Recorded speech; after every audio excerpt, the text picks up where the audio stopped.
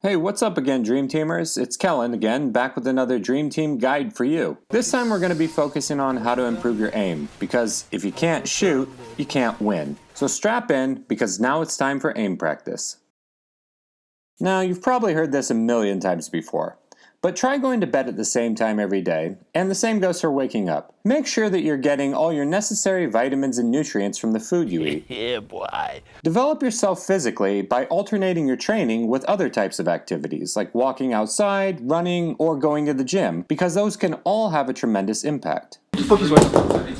Before jumping into practice or a game, get your equipment set up correctly. Make sure that you sit in the same comfortable position every time with your mouse perfectly configured. That means DPI, OS, and in-game sensitivity, and acceleration removed. Rez from NIP recommends setting your mouse sensitivity like this. First, shoot at the wall once, and then strafe around, trying to keep your crosshair on the bullet hole. When you feel that your crosshair isn't deviating from the spot, crisp, clean lock, boys, meaning you're capable of holding the crosshair in the same place regardless of your movement, your sensitivity is set and you're ready to go.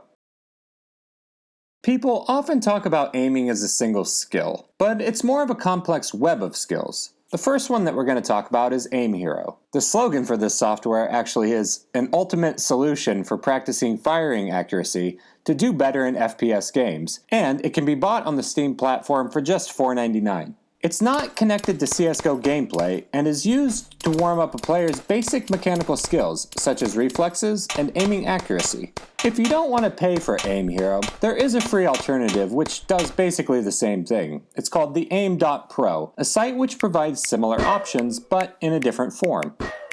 Next, we're going to talk about some workshop maps. The first one is training_aim_CSGO2.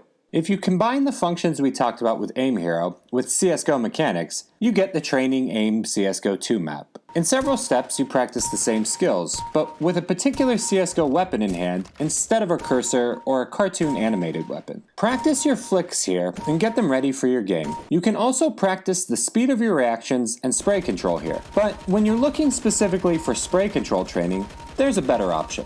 And that option is Recoil Master. This map is a dream for those players who love to sit and spray their souls away in 30 bullets or less. Choose a weapon and Recoil Master will provide you with a GIF displaying this weapon's spray pattern, flipped and reversed so you know how to manage your crosshair correctly to hit the target, and only the target. Here you must follow the colored dot with your crosshair while shooting to send the bullets straight into the target. It's time to download an Aimbots map. Choose your weapon, the number of frags you want to get, and then start mastering different types of firing rhythms. Yes, here they are. The beloved one-taps, burst fires, and spray downs. If the bot's stationary positions become too boring for you, change some settings up and switch from snapping to tracking moving bots with the middle of your crosshair.